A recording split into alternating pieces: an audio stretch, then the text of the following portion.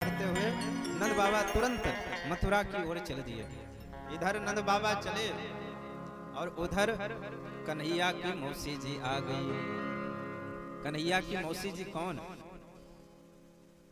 कंसेन प्रहिता घोरा पूतना बाल घातने शिशु शकार निघनते पुरग्राम ब्रजादिषु। अनेक ग्राम से गुजरते हुए बाल हत्या करते हुए पूतना अंततः पहुंच गई गोकुल में। गोकुल में सब बधाइयां गा रहे थे, नंद के आनंद भयो जय कन्हैया लाल के नंद के। पूतना ने सुना, अरे लग रहा है काहू के घर में पूत भयो है, अब मेरा नाम क्या है? पूत ना। लग रहा है काहू के घर में पूत भयो है। तो अनेक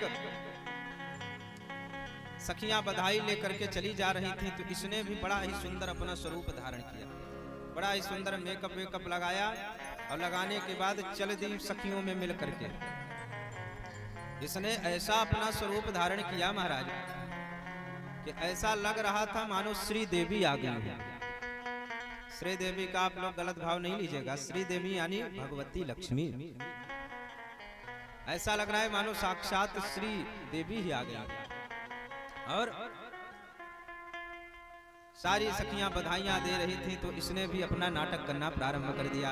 अरे यशोदा बहन बधाई हो बधाई हो। जैसे ही मैंने सुना कि तेरे यहाँ 90 साल के इस उम्र में तुझे छोड़ा हुआ है, तो मुझसे रहा नहीं गया। मैं अपना सारा काम धंधा छोड़ करके तेरे लाला का दर्शन करने के लिए दौड़ती भागती हुई चली आई। अब यशोदा मैया बड़े ध्यान से देखने लगी, अरे ये मेरी बहना कहाँ से आ गई भाई? आज से तो पहले मैंने इसको कभी ना आए देखो, ये कहां से आ गई? लेकिन पुनः विचार करने लगी कि हो सकता है कोई ममेरी फुफेरी हो, दूर के रिश्तेदारी रही हो, क्योंकि यशोदा मैया तो सबको यश प्रदान करने वाली है। यशम ददात इति यशोदा, जो सबको यश प्रदान करे। इसलिए इस प्रसन्नता के समय में किसी को दुख कैसे दे सकती है? तुरंत यशोदा मैया कहती है, हाँ हाँ आओ आओ बहन, यह सब तुम्हारो ही आशीर्वाद है कि मेरे घर में पुत्र को जन्म भयो है। पूतना कहती है, कहाँ है तेरा छोरा? बता तेरा छोरा कहाँ है? यशोदा जी कहते हैं, देख बहन अभी अभी हमने उसको पालने में सुलाया है, अभी वो सो रहा है। यदि तुझे दर्शन करना है तो जाकर के दूर से ही दर्शन कर लेना, नहीं तो जाग जाएगा तो बहुत रोएगा। इसलिए तू जगइयो मत। और महाराज पूतना चल दी पालने की ओर। मिल गया पूतना को मौका। प्रभु पालने में लेटे लेटे देखते हैं, ओ हो मौसी जी आ रही हैं। भगवान प्रसन्न हो गए, ओ हो मौसी जी आ रही हैं, आइए आइए। और जैसे ही देखा कि मौसी जी आ रही हैं, तो उसी समय भगवान ने अपने नेत्रों को बंद कर लिया। बेबुद्धतां बालकुमारिका चराचरात्मा सन्मीलते क्षण। विबुद्धतां बालकुमारिका ग्रहम्। बालक को मारने के लिए जैसे पूतना आगे बढ़ी, तो निमीलते क्षण है, भगवान ने उसी क्षण अपने नेत्रों को बंद कर लिया। अब भगवान ने नेत्र क्यों बंद किए, इसके संतों ने बड़े भाव दिए, अनेक भाव। अगर उन भावों की चर्चा करें तो केवल आज की कथा भगवान ने नेत्र बंद क्यों किया, इसके भाव देने में ही कथा पूरी विश्राम हो जाएगी, इतने भाव हैं संतों के। आइए दो चार भाव हम सभी लोग श्रवण करेंगे कि भगवान ने अपने नेत्रों को क्यों बंद किया। भगवान ने सोचा कि मौसी जी आ रही हैं हमें विषपान कराने के लिए, मारने के लिए, और मेरा जन्म किस लिए हुआ है? बोले दुष्टों का संहार करने के लिए। तो मुझे तो लगता है कि लग रहा है श्री गणेश पूतना मौसी से ही करना पड़ेगा। तो मानो भगवान अपने नेत्रों को बंद करके मंगलाचरण कर रहे हो कि लग रहा है शुभारंभ पूतना मौसी से ही करना पड़ेगा, इसलिए मानो मंगलाचरण कर रहे हो नेत्र बंद करके। क्योंकि कथा प्रारंभ करने से पहले मंगलाचरण किया जाता है ना नेत्र बंद करके। मानो भगवान अपने नेत्र बंद इसलिए कर लिए, अथवा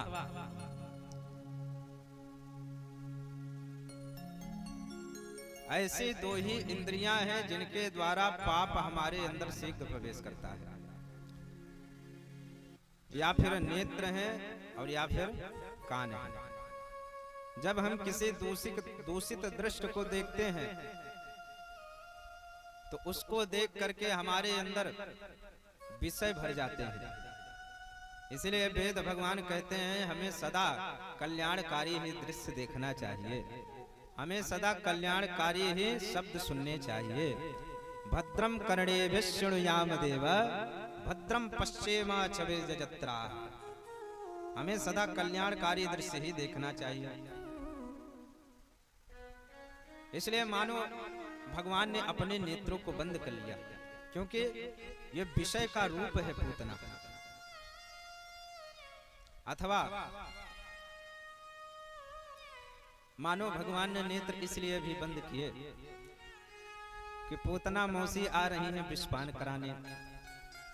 तो मानो भगवान नेत्र बंद करके भगवान भोलेनाथ का ध्यान कर रहे हैं कि हे सरकार, विषपान करने का अभ्यास तो आपको ही है, इसलिए आइए आप विषपान करिए और हम दुग्ध पान कर लेंगे।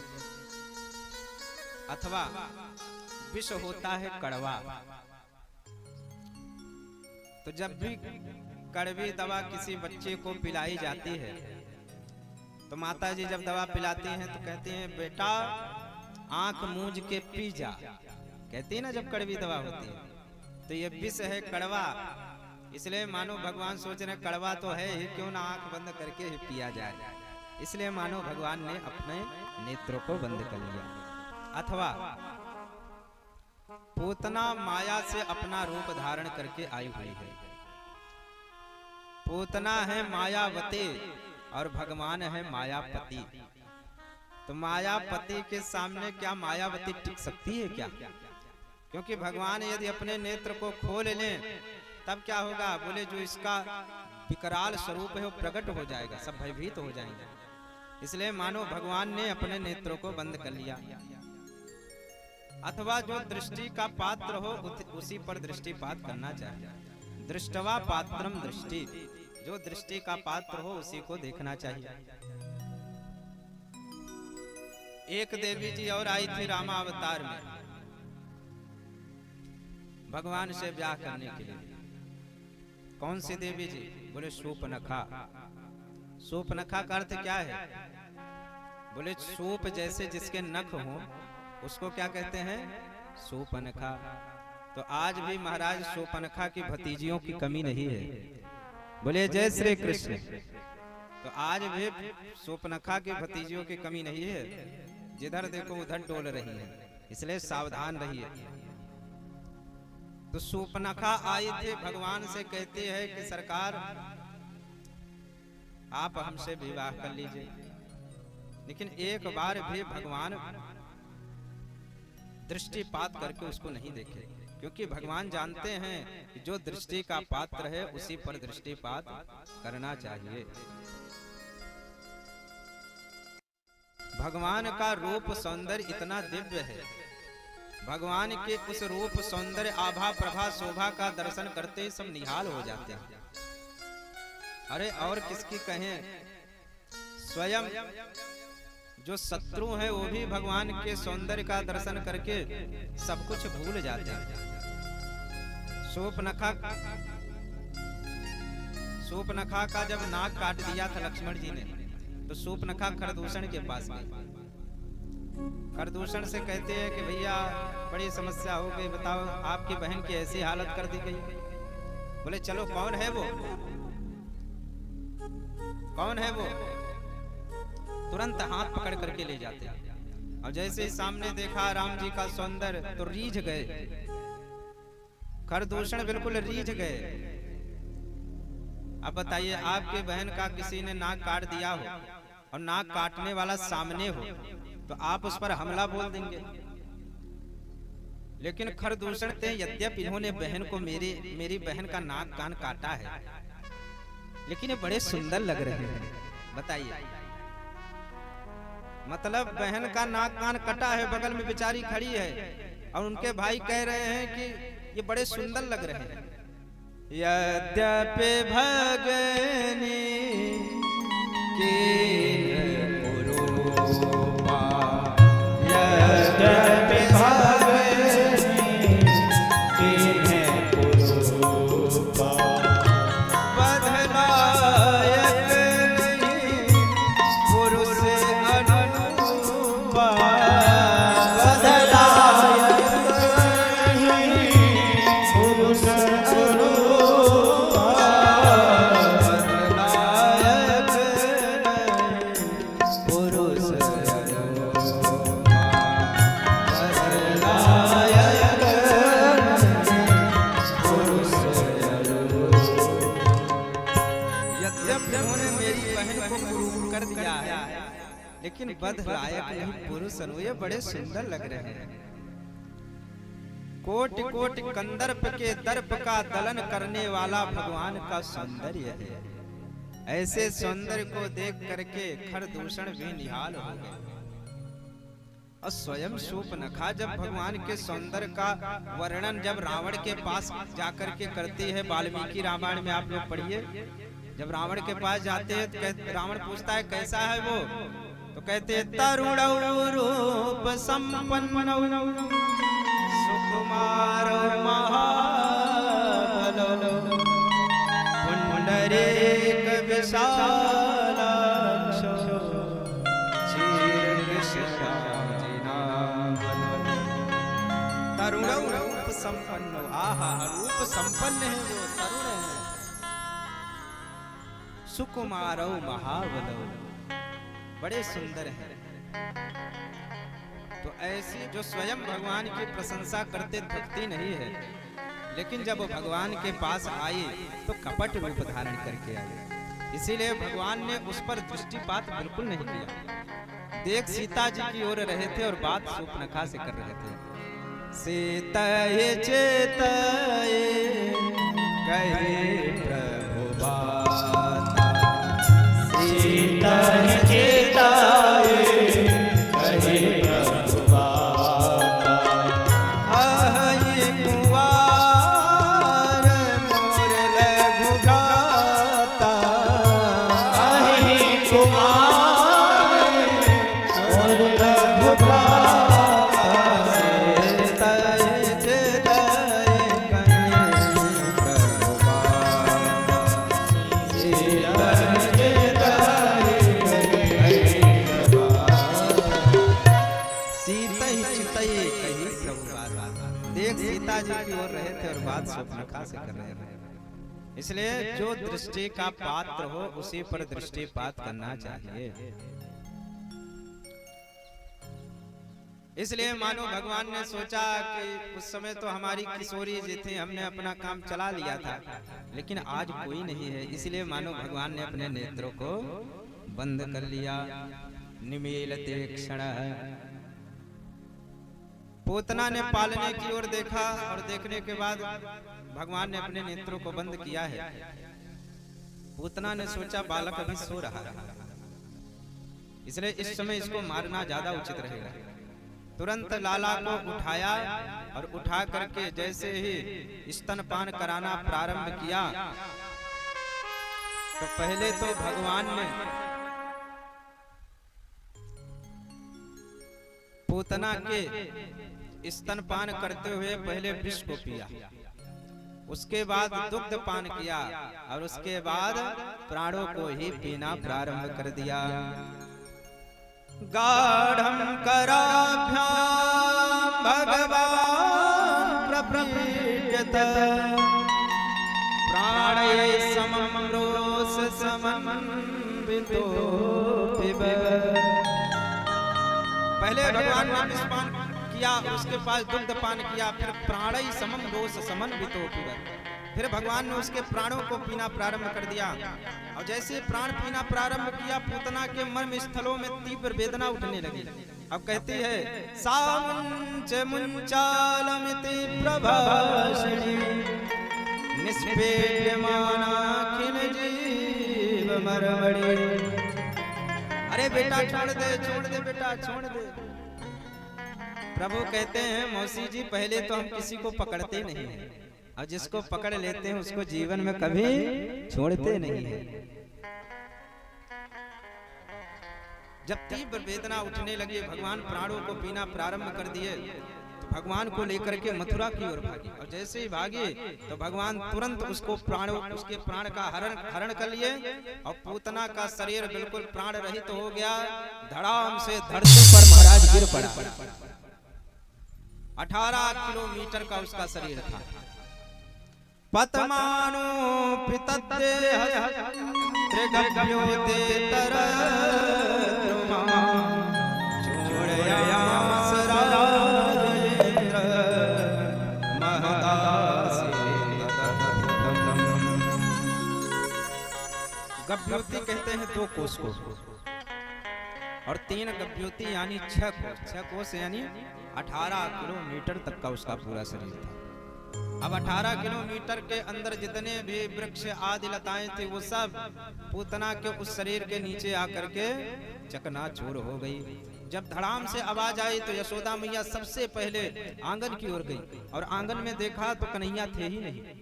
तुरंत व्याकुल हो गई, बाहर आई, समस्त ब्रजवासियों को कहा कि भैया मेरे कन्हैया नहीं दिख रहे हैं। समस्त ब्रजवासी कहते मैया पता नहीं कहां से आवाज आई है। तुरंत जैसे ही आगे बढ़े तो बड़ा भारी शरीर पड़ा था पूतना का महाराज, बड़ा भारी शरीर पड़ा था, और उदर में बैठे बैठे प्रभु स्तनपान कर रहे थे, लेटे लेटे स्तनपान कर रहे थे। यशोदा मैया तो बिल्कुल घबरा गई, और तुरंत नसेनी ले आकर के भगवान को उतारा गया, और तुरंत ले आकर के भगवान को स्तनपान कराने लगे। और जब प्रभु प्रेम से स्तनपान करने लगे तब जाकर के यशोदा मैया के प्राण में प्राण आए महाराज। तुरंत यशोदा मैया ने कहा मेरे छोरा ने मुर्दे को छोड़िया है, इसलिए अपवित्र हो गया है। तो तुरंत पंचगव्य से स्नान कराया, गोमूत्रेण से, यानी गौ के मूत्र से सबसे पहले कन्हैया को स्नान कराया। गोमूत्रेण स्नापयित्वा पुनर्गोरजसा, गोमूत्र से स्नान करवाने लगे, और महाराज फिर गैया के चरण रज को लेकर के कन्हैया के समस्त अंग में लगाने लगे। लाला पर जब भी कोई संकट आवे तो मैया सबसे पहले पंचामृत से ही स्नान करावे, पंचगव्य से ही स्नान करावे। गौ माता के पंचगव्य में महाराज अपूर्व शक्ति है। बालकों के ऊपर यदि कोई अलाय बलाय आ रही है तो पंचगव्य से स्नान करा करके गाय के पूंछ से यदि बच्चे को झाड़ा दे दिया जाए तो जितने भी रोग बलाएं हैं वो सब उसके समाप्त हो जाएंगे। बोल भक्त वत्सल भगवान की।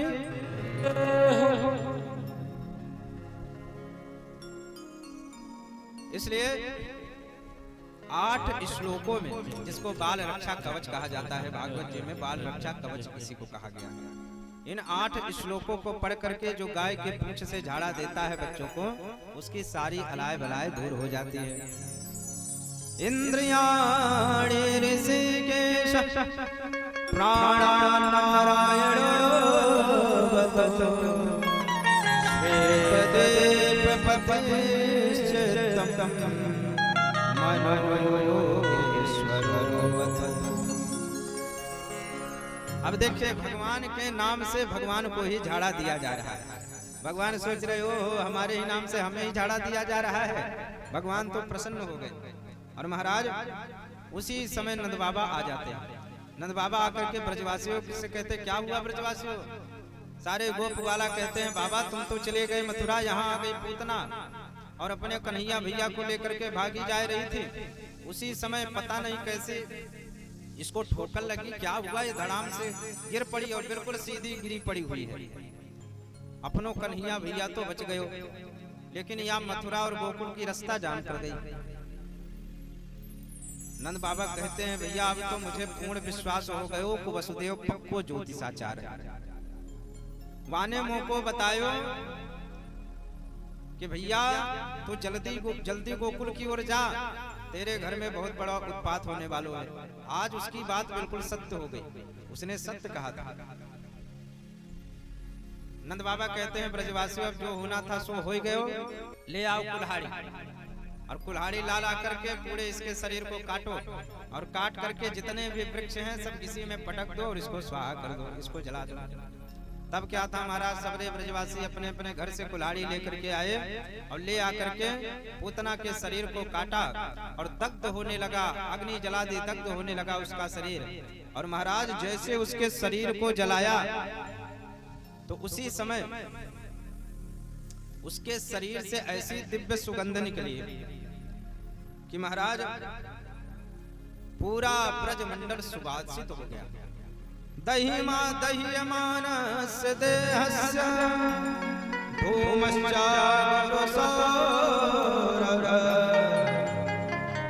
पूरा ब्रजमंडल उस सुगंध से सुवासित हो गया। परीक्षित जी महाराज प्रश्न करते हैं, महाराज कृपा करके बताइए, पूतना तो महापापिनी थी, इसके शरीर से सुगंध क्यों निकल रही है? सुखदेव जी कहते हैं, राजन भले ही ये पापिनी पूतना थी, लेकिन इसने भगवान का स्पर्श किया था, इसलिए इसके शरीर से सुगंध निकल रही है। कहते हैं इसका नाम ही पूतना है, इसका नाम ही पूतना है। पूतना का अर्थ क्या है? पूतान नयते, जो छोटे छोटे बच्चों को मार करके उनका रक्त पीती है। लोक बालग्नि, छोटे छोटे बालकों को मारती है। तो किसी ने कहा भैया कुल इसका अच्छा रहा होगा। बोले ना, कुल भी अच्छा नहीं, राक्षसी कुल की है। तो बोले भोजन बढ़िया करते होगे? तो बोले ना ना, भोजन भी बढ़िया नहीं करते थे। क्या करते थे? बोले रुधिरासन, रुधिर है असन जिसका, रक्त पीते थे। ऐसी पापनी पूतना को भी जो भगवान को मारने के उद्देश्य से आई थी, जिघांसयापि हरे स्तनम दत्वाप सदगतिम, ऐसी पापनी पूतना को भी प्रभु ने जो गति माता यशोदा को बाद में मिली, वही गति पूतना को महाराज भगवान ने पहले दे दी। क्यों? क्योंकि इसका कारण है कि भले बुरी भली कैसी भी हो, लेकिन इसने काम मेरी माँ जैसा किया। अब मौसी का अर्थ है जो माँ जैसी हो वही तो मौसी है। इसलिए भगवान ने ले भेगतिम धातृचितां ततोन्यम कंबा दयालुं शरणं व्रजे। ले भेगतिम धातृचितां ततोन्यम कंबा दयालु, ऐसा दयालु ऐसा कृपालु भला कौन होगा? इसलिए भगवान किसी की अच्छाई बुराई को नहीं देखते हैं। वो कब कौन से गुण पर रीझ जाएं किसी को पता नहीं है। न जाने कौन से गुण पर दया निधि रीझ जाते हैं। इसलिए भगवान किसी के गुण और अवगुण को नहीं देखते। जन अब गुण प्रभु मान लगा, जन अब गुण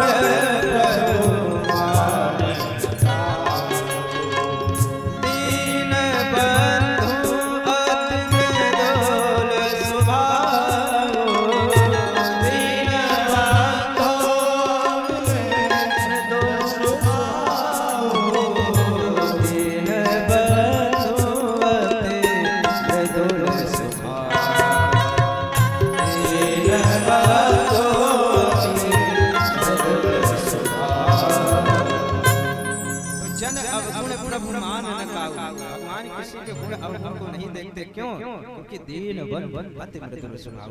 भगवान का जो स्वभाव है वो दीन बंधु है। सुखदेव जी कहते हैं, राजन जो पूतना मोक्ष की कथा को कहता है सुनता है, उसका गोविंद के चरणों में रति होती है। इसलिए पूतना मोक्ष की कथा हमें अवश्य सुनना चाहिए। ये तत्पूतना मोक्षम, इसीलिए मोक्ष कहा है। पूतना की जो कथा है ये मोक्ष के लिए है। ये तत्पूतना मोक्षम कृष्णस्यार्भकमद्भुतं श्रेणया श्रद्धया मरतो गोविन्दे लभते रतनम्। जो श्रद्धा पूर्वक पूतना मोक्ष की कथा को सुनते हैं उनका गोविंद के चरणों में रति होती है, प्रीति होती है। बोल भक्त वत्सल भगवान की।